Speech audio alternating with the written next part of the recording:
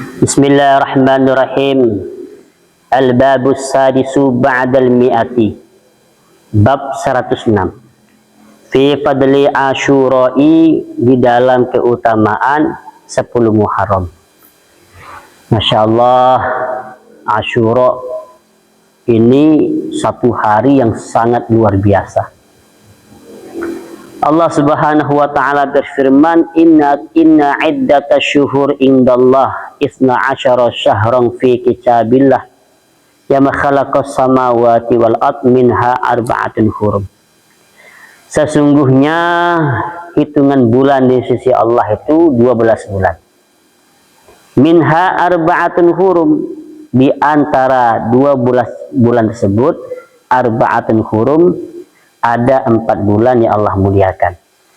4 bulan ini termasuk Muharram.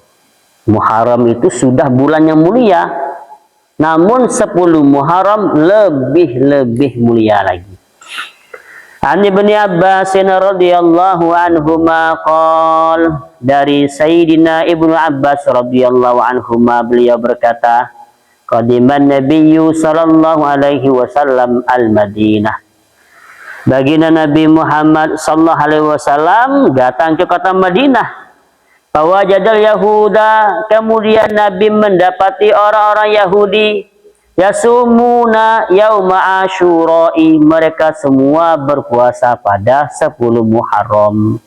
Datang Nabi ke Madinah, maka Nabi melihat seluruh orang-orang Yahudi pada waktu itu semuanya berpuasa pada 10 Muharram. Fasa'alahum an dzalika, kemudian baginda Nabi bertanya kepada mereka an dzalika, mengenai alasan apa dan mengapa mereka semua berpuasa pada 10 Muharram. Faqalu, lalu orang-orang Yahudi menjawab, inna hadzal yauma, sesungguhnya hari ini azharallahu fihi Musa wa bani Israila, Allah Subhanahu wa ta'ala telah memberikan kemenangan untuk Nabi Musa dan Bani Israel fihi, di dalam 10 Muharram. Kemenangan dari siapa? Ala qaumi Fir'auna, atas kaum Fir'aun. Mengenai hal tersebut, fanahnu nasumuhu, maka kami orang-orang Yahudi berpuasa ta'ziman lahu, sebagai bentuk ta'zim, penghormatan, mengagungkan Nabi Musa alaihi salam. Faqala Nabi sallallahu alaihi wasallam, kemudian bagi Nabi Muhammad sallallahu alaihi wasallam bersabda, nahnu aula bi Musa minkum, kami orang Islam ini, kata Rasulullah, aula, lebih utama, lebih wajib, lebih berhak memuliakan takzim terhadap Nabi Musa minkum, dari kalian-kalian orang-orang Yahudi. Fa'amara bisawmihi, lalu Nabi merintahkan dengan puasa pada 10 Muharram. Ini diantara dalil kenapa kita diperintahkan puasa pada 10 Muharram. Akan tetapi bagian dari syariat kita ini adalah mukhalafatul Yahudah, berbeda dengan Yahudi, ini bagian dari syariat kita. Maka dalam satu riwayat yang lain, sumu yauman wa ba'dahu yauman wa khalifu sunnatal yahudi. Nabi bersabda, puasalah kalian satu hari sebelumnya dan satu hari setelahnya, sebagai bentuk khalifu sunnatal yahudi, kalian orang Islam berbeda dengan kebiasaan atau sunnah-sunnah Yahudi. Maka di antara syariat kita disunahkan puasa Tasu'a, kemudian Muharram, Tasu'a, Asyura 9 Muharram, 10 Muharram, atau Asyura 10 Muharram dan 11 Muharram. Intinya kenapa ditambah sehari puasa sebelum Muharram, 10 Muharram, atau sehari sesudah 10 Muharram? Supaya kita ini khalifu sunnatal Yahudi, berbeda dengan kebiasaan orang Yahudi. Ini bagian daripada sunnah kita. Kemudian dalam 10 Muharram ini ada satu amalan, itu diriwayatkan dalam Imam Baihaqi, meriwayatkan dalam kitab Syu'abul Iman. Waruwiya, dan diriwayatkan Al-Baihaqi, Imam Baihaqi, fi Syu'abil Imani, di dalam kitab Syu'abul Iman, man wasa'a ala ayalihi wa ahlihi fi yaumi Asyura wasa'allahu alaihi fi sa'iri sanatih. Barang siapa yang meluaskan belanja keluarganya, belanja anaknya, istrinya, orang tuanya, keluarganya, fi yaumi Asyura, pada 10 Muharram, wasa'allahu alaihi fi sa'iri sanatih, niscaya Allah Subhanahu wa ta'ala akan meluaskan rezekinya, duitnya, ekonominya kepada orang yang meluaskan keluarganya tadi, sa'iru sanatih, setahun penuh. Ini kemudahan dari Nabi. Berapa banyak orang jatuh bangun mencari rezeki yang halal, nafkah yang halal, kebun sawit, kebun karet, berdagang. Kadang untung, kadang rugi, banyak rugi daripada untung. Coba sekarang kita cari kemudahan rezeki, keluasan ekonomi, duit banyak dengan cara mengamalkan hadis yang diriwayatkan oleh Imam Baihaqi dalam Syu'abul Iman, yaitu melapangkan, melonggarkan belanja keluarga kita pada 10 Muharram. Insya Allah 10 Muharram tahun ini bertepat pada hari Ahad. Ini sekarang ini hari Ahad. Sekarang hari Jumat, Sabtu, Ahad. Ahad depan kita akan masuk 10 Muharram. Insya Allah. Diamalkan hadis ini, insya Allah kita akan mendapatkan kemudahan-kemudahan di dalam urusan ekonomi. Terkait hadis ini ada satu cerita. Dulu di Mesir ada seorang laki-laki miskin. Dia tidak punya harta apapun kecuali sehelai pakaian yang ada di badannya. Kemudian laki-laki ini sholat di satu masjid, namanya Masjid Amr bin As. Salat subuh. Sesudah beliau keluar dari salat subuh, keluar dari masjid, beliau bertemu dengan seorang ibu-ibu. Maka ibu itu berkata, wahai pemuda, tolong berikan saya satu sedekah untuk memberi makan kepada anak-anak saya. Namun ibu ini tidak tahu kalau pemuda itu orang miskin. Dia tidak punya harta kecuali sehelai baju di badan. Maka pemuda tadi begitu dermawan, beliau mengatakan, sudah, ibu ikuti saya pulang sebentar. Jalan, diikuti oleh ibu. Sesampai di rumah, ibu itu berdiri di depan pintu. Lalu laki-laki tersebut, dia copot pakaiannya. Cuma itu pakaian. Kemudian dia keluar separuh badan, keluar kepalanya dari pintu, keluar sambil mengulur, ini bu, cuma ini yang bisa saya berikan ke ibu, tolong digunakan, dimanfaatkan. Ibu itu mengambil sehelai pakaian, lalu dijual, duitnya dikasih buat makan anak cucunya. Ya sudah habis. Baju cuma satu di badan, disedekahkan habis. Sedekahnya pemuda tadi itu bertepatan pada 10 Muharram. Pemberian pemuda tadi kepada seorang ibu itu bertepatan pada Asyura 10 Muharram. Maka pada malam ke-11 Muharram, pemuda itu mimpi. Dia mimpi melihat begitu indah ruangan. Istananya banyak. Datang seorang perempuan yang cantik jelita. Kemudian pemuda itu bilang, kamu siapa? Kok menghampiri saya? Perempuan yang cantik itu bilang, saya bidadari surga. Saya adalah istrimu. Sudikah engkau menjadi suamiku? Dengan gembira dan terheran-heran, pemuda itu bilang, oh iya, siap aku jadi suamimu, kamu cantik jelita. Kemudian bidadari tersebut memberi satu buah apel, tufah apel. Terus pemuda itu memegang apel. Tatkala apel itu dipegang, langsung apel itu kebelah. Keluarlah satu helai pakaian yang begitu indah, begitu mahal.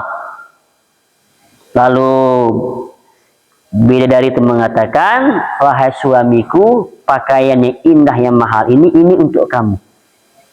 Sebagaimana kamu telah mensedekahkan pakaianmu pada 10 Muharram, ini balasannya dari Allah untuk kamu. Habis itu kebangun dari tidur. Kebangun dari tidur, maka pemuda cium tangannya. Tangan itu harum wangi seperti wanginya apel surga tadi. Nah, seluruh ruangan rumahnya wangi semerbak sebagaimana wangi surga tadi.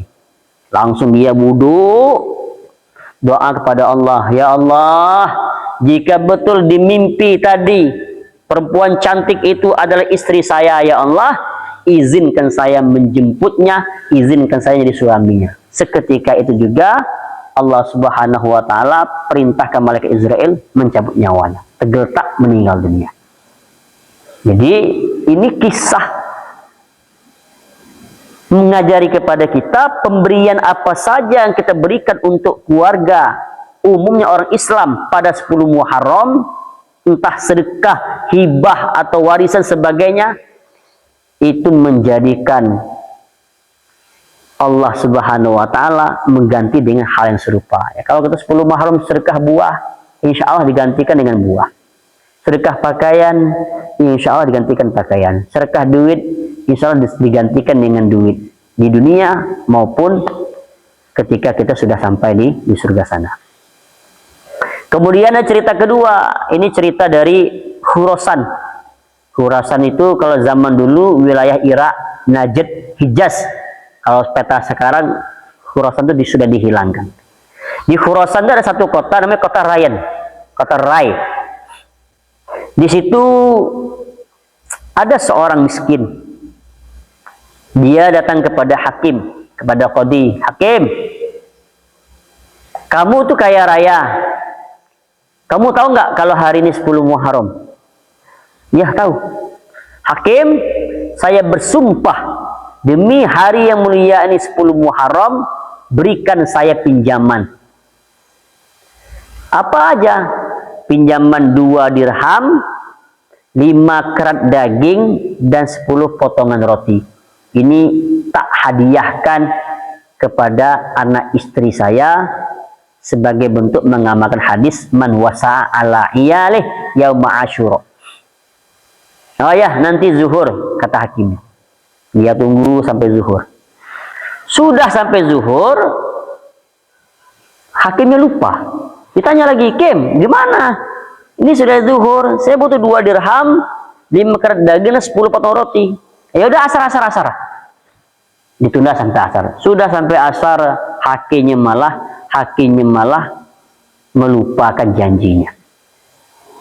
Akhirnya pemuda miskin itu jalan, ketemu dengan seorang Nasrani. Pak, saya bersumpah demi hari yang mulia 10 Muharram ini, berikan saya pinjaman 2 dirham, 5 kerat daging, dan 10 potong roti. Lalu Nasrani itu bilang, saya Nasrani, saya nggak ngerti kenapa kamu bersumpah pakai nama 10 Muharram ini. Maka pemuda itu bilang, wahai Pak Nasrani, kami orang Islam diajarkan untuk meluaskan belanja, meluaskan rezeki, saling berbagi satu sama lain, terutama dengan keluarga pada 10 Muharram. Oh ya sudah, kamu datang ke rumah. Jalan pemuda itu sampai di rumah Nasrani, dia kasih 200 dirham nih, 200 dirham. Dia kasih 50 kerat daging dan 100 potong roti. Ini kamu ambil bawa pulang. Nanti kalau kurang, datang ya ke rumah saya. Ini kata Nasrani. Tadi si hakim itu pelit. Si hakim, si qadhi itu pelit. Dia orang Islam tapi pelit. Ya Nasrani ini dermawan. Walaupun Nasrani tapi dermawan. Nanti kalau kurang, datang ke rumah. Nggak siap. Sampai di rumah dibagi keluarganya. Malamnya, pada malam 11 Muharram, si hakim tadi itu mimpi. Mimpi masuk surga, lalu melihat ada 2 istana besar yang sedang dibangun oleh malaikat. Yang satu istananya terbangun dari batu bata, emas dan perak, emas, perak, emas, perak, emas, perak. Dan satu lagi istananya dibangun dari batu yakut, warna merah dan warna putih. Begitu indah istana surganya. Lalu hakim itu bilang, wahai malaikat, ini 2 istana besar ini untuk siapa? Malaikat itu bilang, sebenarnya 2 istana ini untuk kamu. Tetapi karena kamu pelit, tidak mau memberi pinjaman kepada saudara muslimmu pada 10 Muharram, maka 2 istana ini dihadiahkan kepada Nasrani yang baik tadi. Kebangun dari mimpi. Langsung hakim tadi itu datang ke rumah Nasrani. Dia datang ke rumah pemuda tadi. Dia tanya, kamu sudah dapat pinjaman? Sudah. Dari siapa? Dari itu Nasrani yang di ujung desa itu. Lari hakim itu menjumpai Nasrani itu. Sampai di sana dia bilang, hei Nasrani, berapa kamu kasih pinjaman kepada pemuda miskin kemarin? Oh, 200 dirham, 50 kerat daging, 100 potongan roti.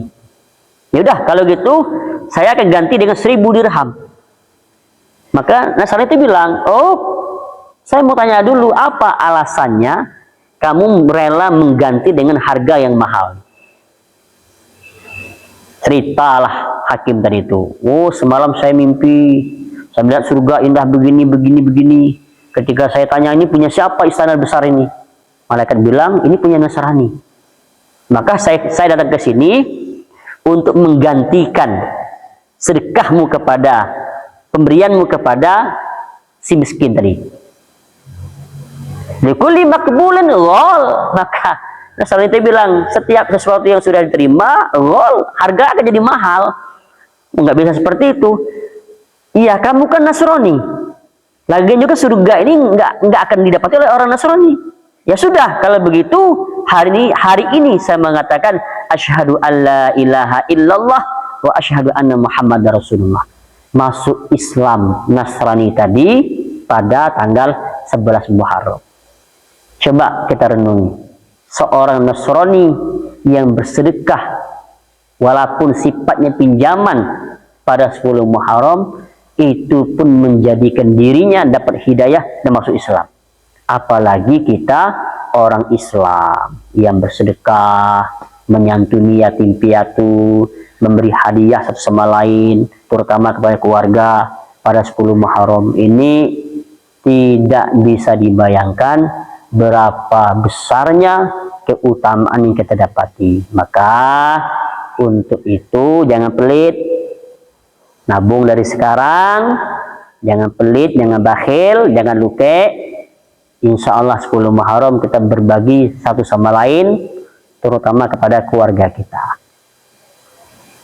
Insya Allah diamalkan. Tabarakallah fikum. Mari.